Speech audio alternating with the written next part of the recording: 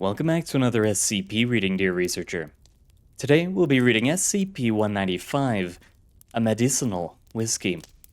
Now without further ado, let's begin. Item number SCP-195, Object Class Euclid. Special Containment Procedures. One case containing 17 bottles of SCP-195 exists in Foundation custody. It is kept in a Number 3 secure containment locker unit in the Safe Class Storage section of Site-1279. Access to SCP-195 requires written authorization from no fewer than 2 Level 4 personnel and accompaniment by a member of Site Security. Due to the untested possibility of exposure due to the inhalation of evaporated SCP-195, access requires full Level C hazmat kit, including respirator gear. It is possible that further instances of SCP-195 exist. All recovery agents are advised to make note of bottles of similar style or bearing similar labels to contain samples of SCP-195, as well as redacted. Should further instances of SCP-195 be discovered, they are to be collected by a temporary containment team in full hazmat kit, including respirators. Description: SCP-195 is a medicinal whiskey sold by a pair of traveling salesmen in the pre-Civil War South. Various historical sources agree that the whiskey was targeted primarily to the slave catchers of that era, and was advertised as having mind-enhancing properties. These sources agree that the salesmen were often driven out of town when the side effects of their concoction were discovered, and were hanged for their devilish ways, on at least 2 occasions.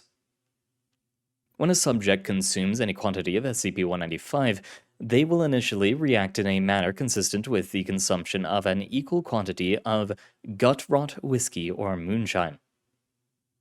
Within a short span of time frame varies by subject, they begin to experience heightened awareness and increased sensory input, taste, touch, smell, etc. This effect of the whiskey was advertised by its salesman and was the reason for its target audience. With this heightened sensory capability, however, comes a general decrease in impulse control and heightened fight or flight response, which has, in testing, been shown to lead to markedly increased levels of violent behavior. This response is theorized to explain the brutality shown by data redacted. D-Class, under the effect of SCP-195, were capable of and willing to, data expunged, to enjoy the violence of the act. D-183578, first-degree murder, rape, terminated, expressed a desire to rip the redacted's head off with my teeth. Further testing on the capacities of SCP-195 is deemed unnecessary. Late research assistant Renfield has been posthumously awarded a Foundation citation for performance above and beyond the requirements of duty. After the whiskey's effects wear off, the test subjects will generally return to normal, with the exception of those who data expunged. Within a month, however, all subjects will experience a generalized feeling of ennui coupled with fatigue. MRI scans at this stage show development of ulcer-like wounds in the stomach and lungs. These continue to spread indefinitely until the death of the subject. Additionally, the subject's skin and muscle structure begins to degrade, particularly around points of stress or motion.